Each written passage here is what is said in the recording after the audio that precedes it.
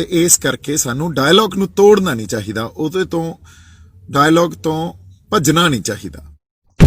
ਇੱਕ ਗੱਲ ਸਿਰਜੀ ਗਈ ਆ ਇੱਥੇ ਵੀ ਰੱਦ ਨਹੀਂ ਤਾਂ ਗੋਲੀ। ਹੁਣ ਆ ਜਿਹੜੀ ਭਾਸ਼ਾ ਇਹ ਚੰਗੀ ਨਹੀਂ ਹੁੰਦੀ।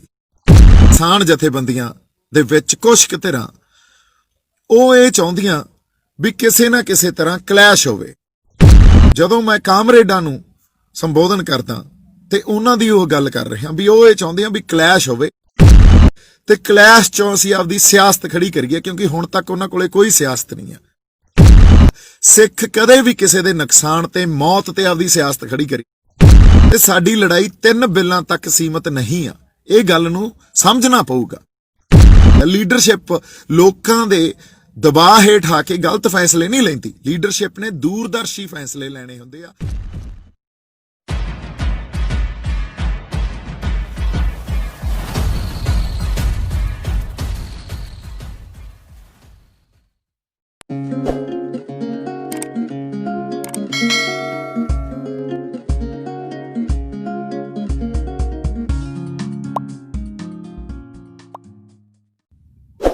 ਸਤਿ ਸ਼੍ਰੀ ਅਕਾਲ ਜੀ।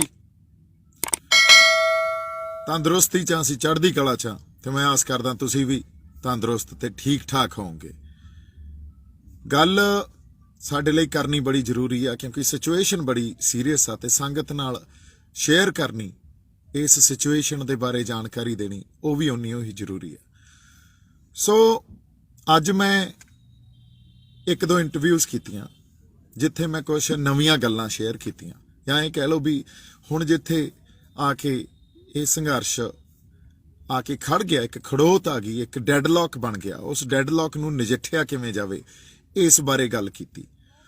ਗੱਲ ਇਹ ਕੀਤੀ ਵੀ ਇਸ ਡੈਡਲੌਕ ਨੂੰ ਜੇ ਅਸੀਂ ਡਾਇਲੌਗ ਰਾਹੀਂ ਨਹੀਂ ਤੋੜਿਆ ਤਾਂ ਇਹਨੂੰ ਕਿਸੇ ਇਵੈਂਟ ਨੇ ਤੋੜਨਾ, ਤੇ ਇਸ ਕਰਕੇ ਸਾਨੂੰ ਡਾਇਲੌਗ ਨੂੰ ਤੋੜਨਾ ਨਹੀਂ ਚਾਹੀਦਾ, ਉਹਦੇ ਤੋਂ ਡਾਇਲੌਗ ਤੋਂ ਭੱਜਣਾ ਨਹੀਂ ਚਾਹੀਦਾ। ਕਿਉਂਕਿ ਹਜੇ ਤੱਕ ਕਿਸਾਨ ਜਥੇਬੰਦੀਆਂ ਦੇ ਆਗੂ ਡਾਇਲੌਗ ਹੀ ਕਰ ਰਹੇ ਸੀ ਨਾ, 7-7 8-8 ਘੰਟਿਆਂ ਦੀ ਮੀਟਿੰਗ ਜਦੋਂ ਕਰਦੇ ਸੀ ਜਾ ਕੇ, ਤਾਂ ਉਹ ਡਾਇਲੌਗ ਹੀ ਕਰ ਰਹੇ ਸੀ, ਉੱਥੇ ਯੈਸ ਨੋ ਖਾਤਰ ਨਹੀਂ ਜਾ ਰਹੇ ਸੀ। ਸੋ ਆਪਾਂ ਹੁਣ ਸਿਚੁਏਸ਼ਨ ਨੂੰ ਸਮਝੀਏ। ਮੈਨੂੰ ਪਤਾ ਸੀ ਇਹ ਇੱਕ ਨਵੀਂ ਗੱਲ ਆ ਤੇ ਸੁਭਾਵਕ ਆ ਵੀ ਤੁਸੀਂ ਇਹਦੇ ਤੇ ਆਪਦੀ ਪ੍ਰਤੀਕਿਰਿਆ ਦੇਣੀ ਆ, ਤੇ ਕਈ ਬੰਦੇ ਸਹਿਮਤ ਆ, ਕਈ ਨਹੀਂ ਸਹਿਮਤ ਹੋਣਗੇ, ਕਿਉਂਕਿ ਹਜੇ ਤੱਕ ਜੋ ਇੱਕ ਗੱਲ ਸਿਰਜੀ ਗਈ ਆ ਇੱਥੇ ਵੀ ਰੱਦ ਨਹੀਂ ਤਾਂ ਗੋਲੀ। ਹੁਣ ਆ ਜਿਹੜੀ ਭਾਸ਼ਾ ਇਹ ਚੰਗੀ ਨਹੀਂ ਹੁੰਦੀ, ਕਿਉਂਕਿ ਅਸੀਂ ਦੇਖੋ ਅਸੀਂ ਗੋਲੀਆਂ ਖਾਣ ਤੋਂ, ਸ਼ਹਾਦਤਾਂ ਦੇਣ ਤੋਂ ਪਿੱਛੇ ਨਹੀਂ ਹਟਦੇ। ਸਾਨੂੰ ਪਤਾ ਜਦੋਂ ਸਾਡੀ ਸ਼ਹਾਦਤ ਗੁਰੂ ਤੇ ਹੋਵੇ, ਜਦੋਂ ਉਸ ਜਜ਼ਬੇ ਦੇ ਵਿੱਚੋਂ ਸ਼ਹਾਦਤ ਨਿਕਲੀ ਹੋਵੇ, ਤਾਂ ਅਸੀਂ ਉਹ ਤੋਂ ਮੁਨਕਰ ਨਹੀਂ ਹੁੰਦੇ, ਅਸੀਂ ਪਿੱਛੇ ਨਹੀਂ ਹਟਦੇ। ਅਸੀਂ ਅਨਿਆਂ ਦੇ ਖਿਲਾਫ, ਇਨਜਸਟਿਸ ਦੇ ਖਿਲਾਫ ਹਮੇਸ਼ਾ ਹੀ ਆਵਾਜ਼ ਬੁਲੰਦ ਕੀਤੀ ਆ ਤੇ ਅਸੀਂ ਲੜੇ ਆ। ਸੋ ਪਰ ਇੱਥੇ ਜਿਹੜਾ ਹੁਣ ਵਰਤਾਰਾ ਚੱਲ ਰਿਹਾ ਉਹਨੂੰ ਸਮਝਣ ਦੀ ਆਪਾਂ ਕੋਸ਼ਿਸ਼ ਕਰਦੇ ਹਾਂ। ਆਪਾਂ ਕਿਸੇ ਗੱਲ ਤੋਂ ਭੱਜ ਨਹੀਂ ਰਹੇ, ਉੱਥੇ ਸਟੈਂਡ ਤੇ ਹੀ ਖੜੇ ਆ। ਪਰ ਇੱਕ ਟੇਬਲ ਟਾਕ ਦੀ ਗੱਲਬਾਤ ਨੂੰ, ਪੋਲੀਟੀਕਲ ਡਿਪਲੋਮੈਸੀ ਨੂੰ ਜਮਾਂ ਹੀ ਬੰਦ ਕਰ ਦੇਣਾ ਤੇ ਉਸ ਡਿਪਲੋਮੈਸੀ ਤੋਂ ਇਹ ਕਹਿ ਦੇਣਾ ਵੀ ਅਸੀਂ ਜਾਂ ਤਾਂ ਰੱਦ ਕਰੋ ਹੁਣ, ਨਹੀਂ ਤਾਂ ਅਸੀਂ ਬੈਠੇ ਆ। 2 ਗੱਲਾਂ। ਇਹ ਕਿਉਂ ਕਿਹਾ ਜਾ ਰਿਹਾ, ਕਿੱਥੋਂ ਆਈ ਆ ਗੱਲ? ਸੰਘਰਸ਼ ਦੇ ਵਿੱਚ ਦੀ ਅਸਲੀਅਤ ਦੀ ਆਪਾਂ ਗੱਲ ਕਰਦੇ ਹਾਂ। ਕੁਛ ਧਿਰਾਂ ਇੱਥੇ ਜਿਹੜੀਆਂ ਬੈਠੀਆਂ, ਸਪੈਸ਼ਲੀ ਸਾਡੀਆਂ ਉਹ ਧਿਰਾਂ ਜਿਹੜੀਆਂ ਕਿਸਾਨ ਜਥੇਬੰਦੀਆਂ ਦੇ ਵਿੱਚ ਕੁਛ ਕੁ ਧਿਰਾਂ ਉਹ ਇਹ ਚਾਹੁੰਦੀਆਂ ਵੀ ਕਿਸੇ ਨਾ ਕਿਸੇ ਤਰ੍ਹਾਂ ਕਲੈਸ਼ ਹੋਵੇ। ਔਰ ਸਪੈਸ਼ਲੀ ਜਦੋਂ ਮੈਂ ਕਾਮਰੇਡਾਂ ਨੂੰ ਸੰਬੋਧਨ ਕਰਦਾ ਤੇ ਉਹਨਾਂ ਦੀ ਉਹ ਗੱਲ ਕਰ ਰਿਹਾ ਵੀ ਉਹ ਇਹ ਚਾਹੁੰਦੇ ਆ ਵੀ ਕਲੈਸ਼ ਹੋਵੇ ਤੇ ਕਲੈਸ਼ ਚੋਂ ਅਸੀਂ ਆਪਦੀ ਸਿਆਸਤ ਖੜੀ ਕਰੀਏ, ਕਿਉਂਕਿ ਹੁਣ ਤੱਕ ਉਹਨਾਂ ਕੋਲੇ ਕੋਈ ਸਿਆਸਤ ਨਹੀਂ ਆ। ਸੋ ਜੇ ਕਲੈਸ਼ ਇਸ ਸ਼ਰਤ ਤੇ ਅਸੀਂ ਮਿੱਥ ਰਹੇ ਹਾਂ ਵੀ ਕਿਸੇ ਦੀ ਸਿਆਸਤ ਖੜੀ ਹੋਵੇ ਜਾਂ ਇਨਕਲਾਬ ਨਿਕਲੇ ਉਸ ਕਲੈਸ਼ ਚੋਂ, ਤੇ ਕਲੈਸ਼ 'ਚ ਸਾਡਾ ਨੁਕਸਾਨ ਹੋਣਾ ਇਹ ਤਾਂ ਸਾਨੂੰ ਪਤਾ ਹੀ ਆ। ਜਦੋਂ ਕਿਸੇ ਪੋਲੀਟੀਕਲ ਡਿਜ਼ਾਈਨ 'ਚੋਂ ਕਲੈਸ਼ ਹੁੰਦਾ ਤਾਂ ਫਿਰ ਉਹ ਬਹੁਤ ਮਾਰੂ ਸਿੱਧ ਹੁੰਦਾ। ਹਾਂ, ਜਿਵੇਂ ਹੁਣ ਤੱਕ ਪਰਮਾਤਮਾ ਦੀ ਕਲਾ ਵਰਤੀ ਆ, ਅੱਗੇ ਸਤਿਗੁਰ ਦਾ ਪਰਮਾਤਮਾ ਦਾ ਭਾਣਾ ਕੀ ਹੈ ਕਿਸੇ ਨੂੰ ਨਹੀਂ ਪਤਾ। ਇਹਦੇ ਬਾਰੇ ਕੋਈ ਵੀ ਸਾਨੂੰ ਦੱਸ ਨਹੀਂ ਸਕਦਾ ਵੀ ਉਹ ਪਰਮਾਤਮਾ ਦੀ ਰਜ਼ਾ ਕੀ ਆ। ਜੇ ਉਸ ਰਜ਼ਾ 'ਚ ਰਹਿ ਕੇ ਕੋਈ ਗੱਲ ਵਾਪਰਨੀ ਹੋਈ ਉਹਨੂੰ ਤਾਂ ਕੋਈ ਟਾਲ ਹੀ ਨਹੀਂ ਸਕਦਾ। ਪਰ ਅਸੀਂ ਸੁਹਿਰਦਤਾ ਨਾਲ ਇਸ ਗੱਲ ਨੂੰ ਤਾਂ ਵਾਚਾਂਗੇ ਵੀ ਜੇ ਜਾਣ ਬੁੱਝ ਕੇ ਕੋਈ ਆਪਦੇ ਪੋਲੀਟੀਕਲ ਜਾਂ ਰਾਜਸੀ ਬੰਤਰ ਖੜੀ ਕਰਨ ਖਾਤਰ ਜਾਂ ਇੱਕ ਰਾਜਸੀ ਪੋਜੀਸ਼ਨ ਲੈਣ ਖਾਤਰ ਵੀ ਉਦੋਂ ਬਾਅਦ ਮੇਰੀ ਰਾਜਸੀ ਪੋਜੀਸ਼ਨ ਉਹ ਪੰਜਾਬ 'ਚ ਸੁਧਰ ਜੂਗੀ, ਇਸ ਗੱਲ 'ਚੋਂ ਕਲੈਸ਼ ਚਾਹ ਰਿਹਾ, ਇਸ ਗੱਲ 'ਚੋਂ ਇਹ ਗੱਲ ਚਾਹ ਰਹੀ ਆ ਵੀ ਕੋਈ ਨਹੀਂ, ਇੱਕ ਸਮੂਹਕ ਜਿਹੜਾ ਜ਼ੁਲਮ ਆ ਉਹ ਹੋਣ ਦੋ, ਇਹਦੇ 'ਚੋਂ ਹੀ ਇੱਕ ਇਨਕਲਾਬ ਨਿਕਲਣਾ ਹੁੰਦਾ। ਇਹ ਬਹੁਤ ਗਲਤ ਗੱਲ ਆ। ਐ ਸਿੱਖ ਨਹੀਂ ਹੋ ਸਕਦਾ ਕਦੇ, ਸਿੱਖ ਐ ਨਹੀਂ ਸੋਚਦਾ। ਸਿੱਖ ਕਦੇ ਵੀ ਕਿਸੇ ਦੇ ਨੁਕਸਾਨ ਤੇ ਮੌਤ ਤੇ ਆਪਦੀ ਸਿਆਸਤ ਖੜੀ ਨਹੀਂ ਕਰੂਗਾ। ਅਸੀਂ ਤਾਂ ਸਰਬੱਤ ਦੇ ਭਲੇ ਲਈ ਸੋਚਦੇ ਹਾਂ। ਅਸੀਂ ਜਦੋਂ ਇਹ ਕਹਿ ਰਹੇ ਹਾਂ ਵੀ ਸਾਡੀ ਲੜਾਈ ਲੰਬੀ ਆ ਤੇ ਸਾਡੀ ਲੜਾਈ 3 ਬਿੱਲਾਂ ਤੱਕ ਸੀਮਤ ਨਹੀਂ ਆ, ਇਹ ਗੱਲ ਨੂੰ ਸਮਝਣਾ ਪਊਗਾ। ਹੁਣ ਲੀਡਰਸ਼ਿਪ ਕੀ ਹੁੰਦੀ ਆ? ਲੀਡਰਸ਼ਿਪ ਲੋਕਾਂ ਦੇ ਦਬਾਅ ਹੇਠ ਆ ਕੇ ਗਲਤ ਫੈਸਲੇ ਨਹੀਂ ਲੈਂਦੀ। ਲੀਡਰਸ਼ਿਪ ਨੇ ਦੂਰਦਰਸ਼ੀ ਫੈਸਲੇ ਲੈਣੇ ਹੁੰਦੇ ਆ। ਦੂਰਦਰਸ਼ੀ ਫੈਸਲਿਆਂ 'ਚ ਇਹ ਗੱਲ ਹੁੰਦੀ ਆ ਵੀ ਅੱਜ ਜੋ ਸਾਡੀ ਪ੍ਰਾਪਤੀ ਆ, ਅੱਜ ਜੋ ਪੰਜਾਬੀਆਂ ਦੀ ਪ੍ਰਾਪਤੀ ਆ, ਆਪਦੇ ਆਪ ਨੂੰ ਉਹਨਾਂ ਨੇ ਦੁਨੀਆ ਦੇ ਸਾਹਮਣੇ ਜਿਵੇਂ ਪੇਸ਼ ਕੀਤਾ, ਉਹ ਬਾਕਮਾਲ ਆ। ਦੁਨੀਆ ਸਾਡੇ ਵੱਲ ਵੇਖ ਰਹੀ ਆ। ਅਸੀਂ ਹੁਣ ਦੁਨੀਆ ਦੇ ਸਾਹਮਣੇ ਕਿਸੇ ਹੋਰ ਢੰਗ 'ਚ, ਗਲਤ ਢੰਗ 'ਚ ਪੇਸ਼ ਨਹੀਂ ਹੋਣਾ। ਔਰ ਜੇ ਕਿਸੇ ਦੀ ਮਨੁੱਖੀ ਬੁੱਧੀ 'ਚੋਂ ਇਹ ਗੱਲ ਨਿਕਲੂਗੀ ਵੀ ਕਲੈਸ਼ ਕਰ ਲਈਏ ਤੇ ਦੁਨੀਆ ਦੇ ਸਾਹਮਣੇ ਪੇਸ਼ ਦਾ ਸਾਨੂੰ ਕੋਈ ਮਤਲਬ ਨਹੀਂ, ਉਹਨਾਂ ਨੂੰ ਬਦਨਾਮ ਤਾਂ ਪੰਜਾਬੀਆਂ ਨੇ ਹੋਣਾ। ਸੋ ਜੇ ਕਾਮਰੇਡ ਸਾਨੂੰ ਪੰਜਾਬੀਆਂ ਨੂੰ ਇੱਕ ਟੂਲ ਦੀ ਤਰ੍ਹਾਂ, ਹਥਿਆਰ ਦੀ ਤਰ੍ਹਾਂ ਯੂਜ਼ ਕਰਕੇ ਸਾਨੂੰ ਬਦਨਾਮ ਵੀ ਕਰ ਜਾਣਗੇ ਤੇ ਮੁੜ ਕੇ ਆਪਦੀ ਸਿਆਸਤ ਖੜੀ ਕਰ ਜਾਣਗੇ, ਇਹ ਨਹੀਂ ਦੀਪ ਸਿੱਧੂ ਨੂੰ ਕਦੇ ਕਬੂਲ ਹੋਊਗਾ। ਮੈਨੂੰ ਪਤਾ ਮੇਰੀ ਇਸ ਗੱਲ ਦੀ ਵਿਰੋਧਤਾ ਹੋਣੀ ਆ, ਕਿਉਂਕਿ ਮੈਂ ਬੜਾ ਸੱਚ ਤੇ ਵੋਕਲ ਗੱਲ ਕਰਦਾ, ਪਰ ਕਿਤੇ ਨਾ ਕਿਤੇ ਇਹ ਸਿਚੁਏਸ਼ਨ ਬਣੀ ਪਈ ਹੈ।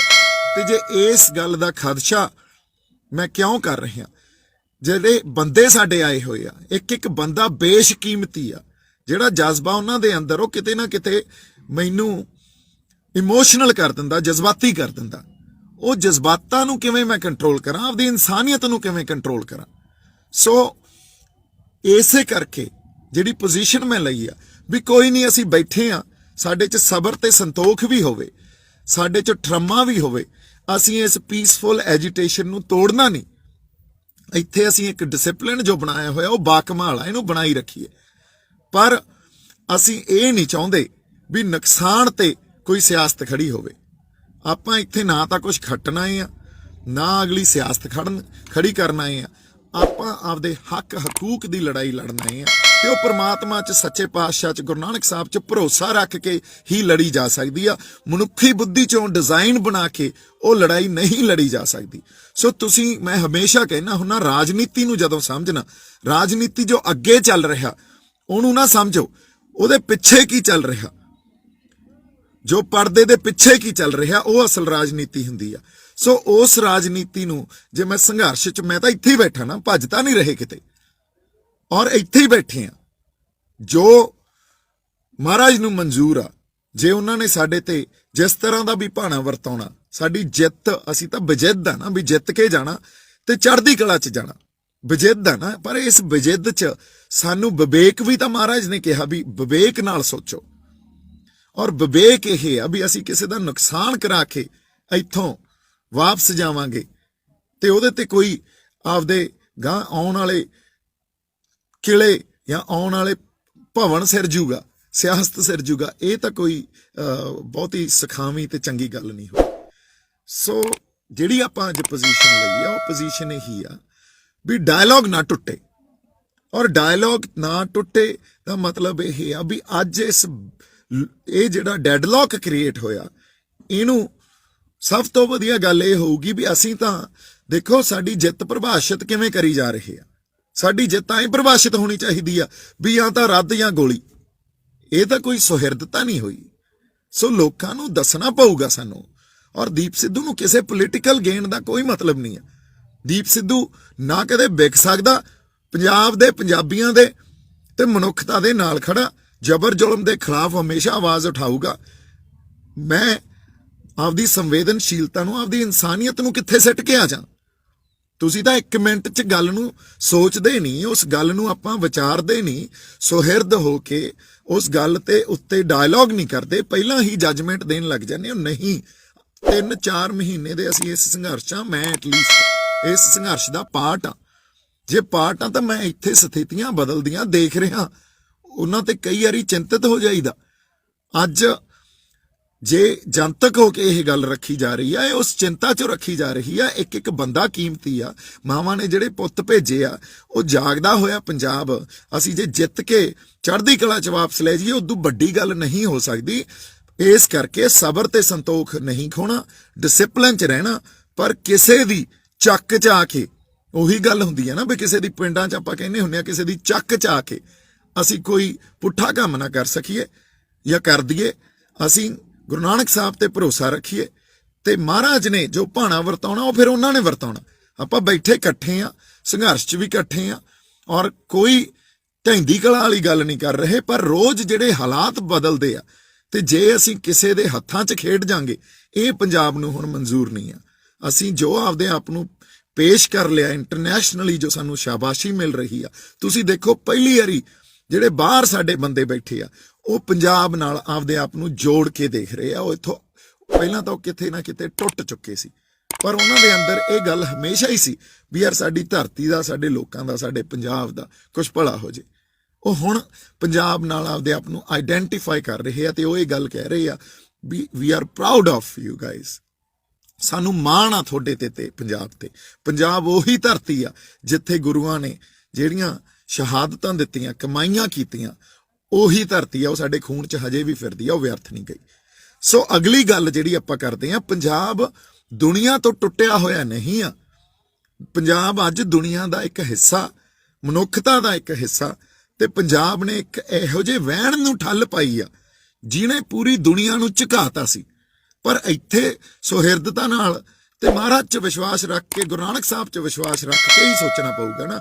ਮਨੁੱਖੀ ਬੁੱਧੀ ਨਾਲ ਜੇ ਡਿਜ਼ਾਈਨ ਪੈਦਾ ਕੀਤੇ ਜਾਣਗੇ ਤੇ ਉਹਦੇ ਤੇ ਕੋਈ ਸਿਆਸਤਾਂ ਖੜੀਆਂ ਕਰ ਰਿਹਾ, ਇਹ ਗੱਲ ਮਨਜ਼ੂਰ ਨਹੀਂ ਆ। ਟਰੂ ਲੀਡਰਸ਼ਿਪ ਇੱਥੇ ਸਾਨੂੰ ਚਾਹੀਦੀ ਆ। ਤੇ ਇਸ ਕਰਕੇ ਮੈਂ ਜਿਹੜਾ ਖਦਸ਼ਾ ਸੀ ਉਹ ਤੁਹਾਡੇ ਨਾਲ ਸਾਂਝਾ ਕੀਤਾ। ਮੇਰੇ ਵੱਲੋਂ ਹਮੇਸ਼ਾ ਹੀ ਬਹੁਤ ਸਾਰਾ ਪਿਆਰ, ਸਤਿਕਾਰ। ਦੀਪ ਸਿੱਧੂ ਅੱਜ ਵੀ ਤੇ ਹਮੇਸ਼ਾ ਤੁਹਾਡੇ ਨਾਲ ਖੜਾ। ਜਦੋਂ ਮਰਜ਼ੀ ਪਰਖ ਲਿਓ, ਸਮਾਂ ਵੀ ਦੱਸ ਦੂਗਾ। ਜਿਉਂਦੇ ਵਸਦੇ ਰਹੋ, ਖੁਸ਼ ਰਹੋ, ਆਬਾਦ ਰਹੋ। ਅਰਦਾਸ ਕਰੋ ਵੀ ਅਸੀਂ ਇੱਥੋਂ ਇੱਕ ਚੰਗੀ, ਇੱਕ ਜਿਹੜੀ ਐਗਜ਼ਾਮਪਲ, ਇੱਕ ਉਦਾਹਰਨ ਸਿਰਜ ਕੇ ਤੇ ਜਦੋਂ ਆਪਦੇ ਘਰੇ ਜਾਣਾ, ਜਿੱਤ ਕੇ ਤੇ ਚੜ੍ਹਦੀ ਕਲਾ 'ਚ ਘਰੇ ਜਾਈਏ।